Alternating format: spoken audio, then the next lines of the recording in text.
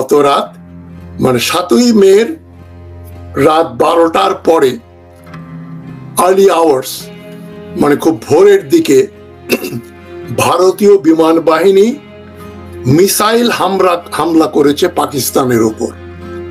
পাকিস্তানিদের মতে 5 জায়গায়, 3টা আজাদ কাশ্মীরে, পাকিস্তান অকুপাইড কাশ্মীরে, 2টো পাকিস্তানের পাঞ্জাবে। তবে আল জাজিরা এবং চীনের নিউজ আউটলেট বলছে মোট পাকিস্তানের মোট 9টা জায়গায় ভারত মিসাইল হামলা করেছে। তো 1998 সালে পাকিস্তান পারমাণবিক বোমা তৈরির পরে যখন 1999 সালে একটা যুদ্ধ হলো পাকিস্তানের সঙ্গে ভারতের, কার্গিল অঞ্চলে যখন পাকিস্তানের তৎকালীন প্রধান সেনাপতি পারভেজ মোশাররফ হঠাৎ করে আক্রমণ করলেন, তখন সারা বিশ্বে হইচই পড়ে গেল যে এখন এই 2টো পারমাণবিক শক্তি সজ্জিত দেশ যুদ্ধ করবে এবং পারমাণবিক অস্ত্র ব্যবহার করবে। তো দেখা গেল যুদ্ধ হলো, ক্ষয়ক্ষতি হলো, পাকিস্তানিরা কার্গিল থেকে সরে যেতে বাধ্য হলো, কিন্তু কোনো পারমাণবিক অস্ত্র পাকিস্তান বা ভারত ব্যবহার করলো না।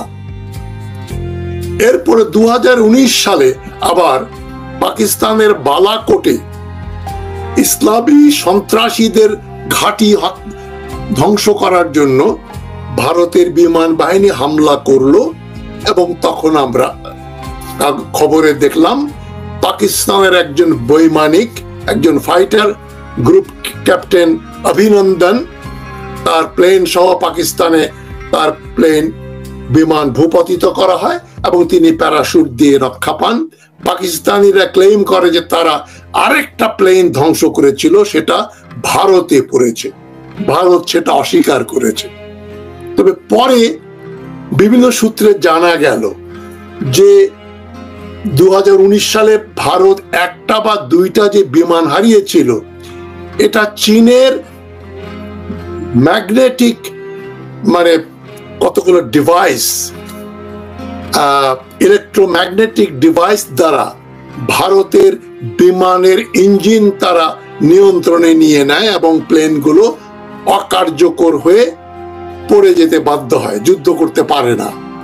এখন পাকিস্তান ক্লেম করছে, প্রথমে বলল কমপক্ষে 2টো ভারতীয় বিমান ভূপাতিত করা হয়েছে, অবশেষে পাকিস্তান বলছে 5টা বিমান গুলি করে ধ্বংস করা হয়েছে। CNN বলছে পাকিস্তান বলছে 2টো বিমান বিধ্বস্ত করা হয়েছে। তবে CNN বা অন্য কোনো আউটলেট এটাকে অ্যাসার্টেন করেনি, নিশ্চয়তা দেয়নি যে পাকিস্তান যা বলছে সেটা সত্য কিনা। তবে মনে হয় না যে পাকিস্তান ভারতের কোনো বিমান ধ্বংস করেছে। এবং পাকিস্তানিরা দাবি করছে 2টো মসজিদ ধ্বংস হয়েছে এবং 3 জন পাকিস্তানি নিহত হয়েছেন, একজন শিশু সহ। তবে ভারত বলছে তাদের আক্রমণগুলো খুবই প্রিসাইজ সার্জিক্যাল অপারেশন এবং এটা ভারতের কথা অনুযায়ী মনে হচ্ছে একটা পুরোদস্তুর যুদ্ধ হবে, এ ধরনের ব্যাপারটা মনে হচ্ছে না। এখন দেখা যাক ঘটনা কি ঘটছে। এবং ইটস টু আর্লি, এখন খুবই কেবল 4-5 ঘন্টা আগে ঘটনা শুরু হলো, মানে 7 ঘন্টার মতো।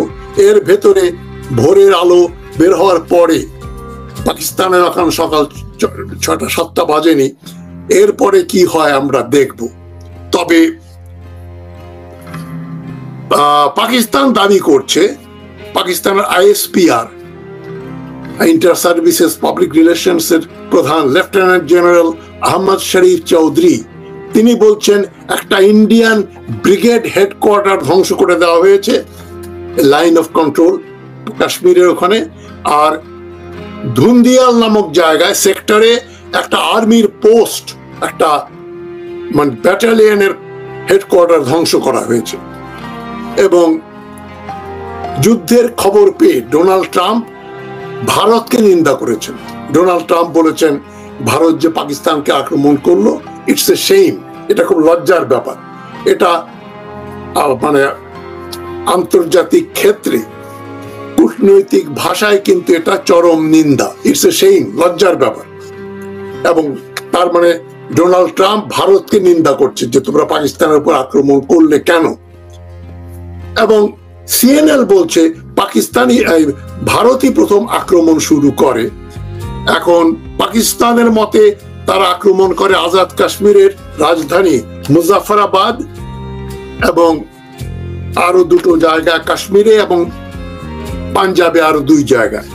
আবার আরেকটাই সোর্স সিএনএন বলছে শ্রীনগর, ভারত অকুপাইড কাশ্মীরের রাজধানী শ্রীনগরে একটা বিরাট ব্লাস্ট হয়েছে এবং সারা শহর কেঁপে উঠেছে। এটা কি ধরনের ব্লাস্ট আমরা জানি না। এবং ইউএস স্টেট ডিপার্টমেন্ট বলছে যে তারা এই ব্যাপারটা, পুরো ব্যাপারটাকে মনিটর করছে, দেখছে যুদ্ধের গতি কি হয় না হয়। তবে যেটা আমরা খুবই গুরুত্বপূর্ণ, প্রথমে অগুরুত্বপূর্ণ কথাটা বলে নেই যে পাকিস্তানের প্রধানমন্ত্রী শাহবাজ শরীফ বলছেন পাকিস্তানের অধিকার আছে, সম্পূর্ণ অধিকার আছে যে যখন তাদের উপর একটা যুদ্ধ চাপিয়ে দেয়া হয়, ভারত যখন doing an act of war, যুদ্ধ করছে, তখন তাকে একটা befitting reply will be given. ভারতকে একটা দাঁত ভাঙা, একেবারে যেভাবে তারা আক্রমণ করেছে তার সমুচিত জবাব দেয়া হবে।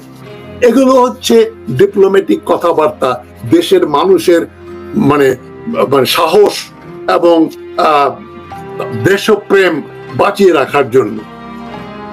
তো পাকিস্তান বলছে আজাদ কাশ্মীর বা পাকিস্তানের কাশ্মীরে ভারত আক্রমণ করেছে মিসাইল দিয়ে কোটি, আহমদপুর ইস্ট এন্ড মুজাফফরাবাদ, আর পাঞ্জাবের বাঘ এবং মুরিদকে।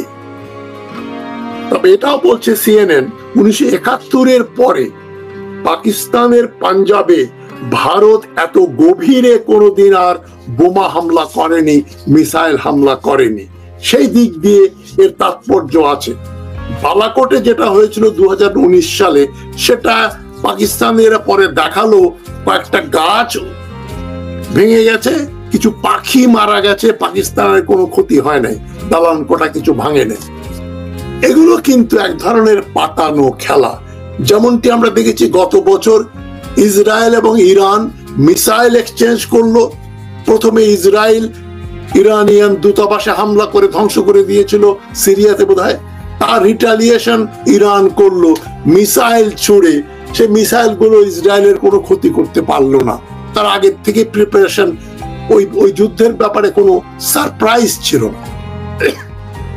ইরান ইসরায়েলকে আগে থেকে হুঁশিয়ার করে দিয়ে বলছে তোমাদেরকে কিন্তু আমরা মিসাইল মারবো। ইসরায়েল তৈরি ছিল। এটা এক ধরনের যুদ্ধ খেলা। ইরানিয়ানদেরকে বোঝানো যে ইসরায়েল আমাদের দূতাবাসে হামলা করে মানুষ হত্যা করেছে, আমরাও ইসরায়েলের বিভিন্ন জায়গায় মিসাইল ফেলেছি, সে মিসাইল গুলো ইফেক্টিভ না, ইসরায়েলের এমন কোনো ক্ষতি হয়নি। তো এখন সবচেয়ে গুরুত্বপূর্ণ ব্যাপারটা হচ্ছে ভারতের defence department, defence ministry statement দিচ্ছে, বলছে যে our actions have been focused, measured and non-escalating in nature. আমরা যে পাকিস্তানের উপর হামলা করেছি এগুলো খুবই ফোকাসড, কোথায় করব নির্দিষ্ট জায়গায়, খুবই মেজার্ড, মাপজোক করে আমরা করেছি, কোনো অতিরিক্ত ওভারকিল করি নাই, এবং নন এসক্যালেটরি ইন নেচার, এমন ভাবে আমরা মিসাইল মেরেছি যেটা দিয়ে ভারত পাকিস্তানের একটা বড় ধরনের যুদ্ধ হবে, এসকালেশন হবে, সেটা আমরা করি নাই। খুব সাবধানে, যেটাকে বলা হয় প্রিসাইজ সার্জিক্যাল অপারেশন। সার্জন যেমন আপনার যখন পেট কাটে, চোখের অপারেশন করে, হার্ট অপারেশন করে, একেবারে নিখুঁত ভাবে খুবই অল্প জায়গায় যেন শরীরে অন্য জায়গায় ক্ষত বিক্ষত না হয় এবং রক্ত ক্ষরণ যেন কম হয়, সার্জিক্যাল অপারেশন। ভারত বলছে আমরা একটা সার্জিক্যাল অপারেশন করেছি শুধুমাত্র সন্ত্রাসীদের আখড়াগুলোতে, সন্ত্রাসীদের যেখানে হেডকোয়ার্টার যেখানে সন্ত্রাসীদের আবাস, সেইখানে আমরা মিসাইল ছুড়েছি। তো রাত 2টার সময় অন্ধকারের ভেতরে কোথায় সন্ত্রাসীদের ডেরা, এটা ভারতীয় ইন্টেলিজেন্স যদি জানতে পারে, তাহলে পাহালগামে যখন 22শে এপ্রিল 4 জন বন্দুকধারী ভারতের 120 কিলোমিটারের ভেতরে পাহালগামে আক্রমণ করে 26 জন পর্যটককে হত্যা করলো, তার আগে ভারত কোনো তথ্য বের করতে পারলো না, কারা এই সন্ত্রাসী জানতে পারলো না। এবং ভারতের ডিফেন্স মিনিস্ট্রি আরো বলছে, no Pakistani military facilities have been targeted. পাকিস্তানের কোনো সামরিক ফ্যাসিলিটিতে আমরা আক্রমণ করি নাই। India has demonstrated considerable restraint in selection of targets and method of execution. Bharat খুবই রেস্ট্রেইন্টের সঙ্গে, নিজেদেরকে যতটা পারা যায় হাত পা বাঁধা অবস্থায়, তারা লিমিট এক্সিড করে নাই, এবং শুধু টার্গেট বেছে বেছে টার্গেট গুলোতে আক্রমণ করেছে, এবং আক্রমণের মেথড অফ এক্সিকিউশনও ছিল খুবই রেস্ট্রেইন্ট, আগ বাড়িয়ে একেবারে সবকিছু ধ্বংস করে দেব, এ ধরনের কোনো ব্যাপার ভারত ঘটায়নি। এই স্টেটমেন্টটাই কিন্তু আপনার এই পাকিস্তান ভারতের এই যুদ্ধটা কোথায় যাবে তার সিদ্ধান্ত দিয়ে দিচ্ছে। এই যুদ্ধ বালাকোটে যেমন 2019 সালে বিমান হামলা করেছিল ভারত, ভারতীয়দের প্রশমিত করার জন্য, যে যেখান থেকে পাকিস্তান থেকে সন্ত্রাসী এসেছিল আমরা সেই সন্ত্রাসীদের ঘাঁটি নষ্ট করে ধ্বংস করে দিয়েছি। এবারও একই কথা ভারত বলছে। মোদী সরকারের জন্য এটা অভ্যন্তরীণ ক্ষেত্রে তার মুখ রক্ষা করা। 22শে এপ্রিল যে ঘটনাটা পাহালগামে ঘটলো, ভারতীয় ইন্টেলিজেন্স কিছুই ধরতে পারলো না, কারা হামলা করলো, কি করলো না করলো। সেখানে তারা মিথ্যাচার করলো যে বেছে বেছে কেবল হিন্দুদের হত্যা করা হয়েছে। দেখা গেল 26 জনের ভেতরে 15 জন মুসলমান আর 11 জন হিন্দু, সবাই ভারতীয় নাগরিক।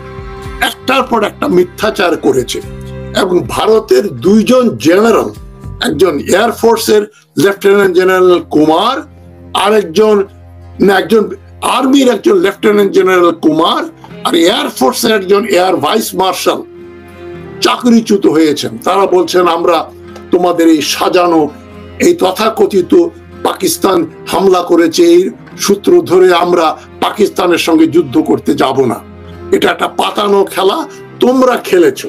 সরকারকে বলে 2 জন লেফটেন্যান্ট জেনারেল পদের লোক, একজন মেজর জেনারেল, একজন লেফটেন্যান্ট জেনারেল আর্মির রিজাইন করেছে, তাদের সরকার চাকরিচ্যুত করেছে। তারা বলেছে আমরা যুদ্ধ করব না। তারপরে ইন্ডিয়ান মিডিয়াতে মোদির প্রবলেম হচ্ছে, মোদি হাসিনার চাইতেও বড় ছাড়া ছোট ফ্যাসিস্ট নয়। তবে ভারতে ফ্যাসিস্ট সরকার কায়েম করার অসুবিধা হচ্ছে কি, ভারতে একটা বিরাট শক্তিশালী সিভিল সোসাইটি আছে, বুদ্ধিজীবী আছে, বিরোধী দল আছে, এবং সবচেয়ে বড় কথা একটা আদালত আছে, পুলিশ বিভাগ আছে, এবং ব্যুরোক্রেসি আছে, আমলা আছে, যারা সরকারের কথা মতো নাচে না। যেমন ওই যে ওয়াকফ আইন যখন করলো মোদি, ভারতের সুপ্রিম কোর্ট ইনজাংশন দিল যে তোমরা এই মুসলমানদের সম্পত্তি জোর করে দখল করে নেবে, এটা কি করে হয়? তো এখানেও ভারতের অভ্যন্তরে সাংবাদিকরা খবরের কাগজে, ইউটিউব চ্যানেলে সর্বত্র বলছে মোদি একটা পাতানো সন্ত্রাসী হামলা করলো পাহালগামে, নিজেরাই এই মানুষ হত্যা করে পাকিস্তানের ঘাড়ে দোষ চাপিয়ে দিচ্ছে। এই কথাটা কিন্তু কেবলমাত্র ভারতেই বলা যায়, বাংলাদেশ বা পাকিস্তানে কিন্তু এ ধরনের কথা বেসরকারি ভাবে কেউ বলার সাহস পেত না। হাসিনার আমলেও না, এখনো না। বাংলাদেশের মিডিয়া সাহস পাবে না, বাংলাদেশের বিচার বিভাগ সাহস পাবে না। সেদিক দিয়ে ভারতীয় মিডিয়া, বুদ্ধিজীবী, সিভিল সোসাইটি এবং আইন বিভাগকে তাদের যে প্রাপ্য ধন্যবাদ, ডেভিলস ডিউ দিতেই হয়। তবে ভারতীয় আর্মি ওই স্টেটমেন্টটা দিয়ে কিন্তু পরোক্ষভাবে মোদী সরকারের বিরুদ্ধাচারণ করলো। তারা বলল আমরা কিন্তু বড় ধরনের কোন হামলা করি নাই, আমরা মেজার্ড ফোকাসড সার্জিক্যাল অপারেশন করেছি। তার মানে ভারতীয়রা এখন বুঝে গেছে যে পাকিস্তানে মিসাইল হামলা হয়েছে বটে, তবে সেটা পাকিস্তানকে ধ্বংস করে দেওয়ার জন্য না, এবং মিলিটারি টার্গেটে অ্যাটাক করে নাই এটাও বলছে। আর পাকিস্তান বলছে তারা মসজিদ ভেঙেছে, 3 জন সিভিলিয়ান হত্যা করেছে, কিন্তু তার উত্তর দেব। পাকিস্তান আবার বলছে 5টা ভারতীয় জঙ্গি বিমান আর কমপক্ষে একটা ড্রোন ধ্বংস করা হয়েছে। তবে অ্যানালিস্টরা বলছেন ভারতীয় বিমানগুলো কিন্তু নাকি ওই ইন্টারন্যাশনাল বর্ডার ক্রসই করে নাই, তারা উপর থেকে মিসাইল মেরে বর্ডারের কাছে ভারতীয় টেরিটরিতে থেকেই তারা বিমান হামলা করেছে র্যান্ডমলি আজাদ কাশ্মীরে এবং পাঞ্জাবের কতগুলো জায়গায়।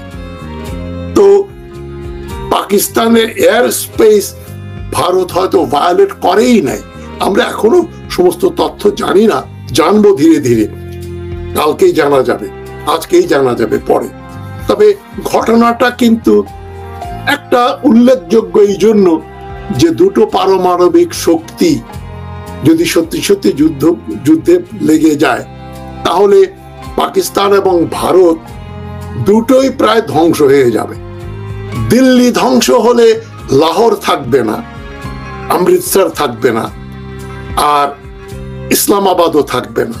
মানে আর লাহোর এবং দিল্লি এত কাছে যে ওই নিউক্লিয়ার ফল আউট হয়ে ওই দিল্লির বোমার রেডিয়েশন লাহোরকেও আক্রান্ত করবে, বাতাস বইলে এখানেও চলে আসবে। সুতরাং এখানে এই পাগলামিটা কেউ করবে না। এবং নিউক্লিয়ার আর্মস রয়েছে ডেটারেন্স। এই 60 বছর যদি আমেরিকা এবং রাশিয়া পারমাণবিক যুদ্ধ অস্ত্র ব্যবহার না করে কোল্ড ওয়ার শেষ করে দিল, আমরা এটা ধরেই নিতে পারি পাকিস্তান আর ভারত আর যাই করুক পারমাণবিক অস্ত্র ব্যবহার করবে না। আর আরেকটা ব্যাপার আছে, চীন এবং তুরস্ক এবং আজারবাইজান তারা প্রকাশ্যে পাকিস্তানকে সমর্থন করছে। পাকিস্তানের বিমান বাহিনীর যে ইলেকট্রোম্যাগনেটিক ওয়েপন্স আছে, চীন যেগুলো দিয়েছে হাইটেক 5th জেনারেশনের বিমান দিয়েছে যেগুলো ভারতের নাই। ভারতের বিমান বাহিনীর প্রধান কিছুদিন আগে কিন্তু খুব দুঃখ প্রকাশ করেছিলেন যে আমাদের এয়ারফোর্স কিন্তু সুসংহত না, আমাদের অর্ধেক বিমান হচ্ছে প্রায় 45 বছরের পুরানো, এবং আমাদের ইকুইপমেন্ট খুবই আপডেটেড না। আমরা যুদ্ধে কিভাবে এয়ারফোর্স ব্যবহার করব এ নিয়ে বিমান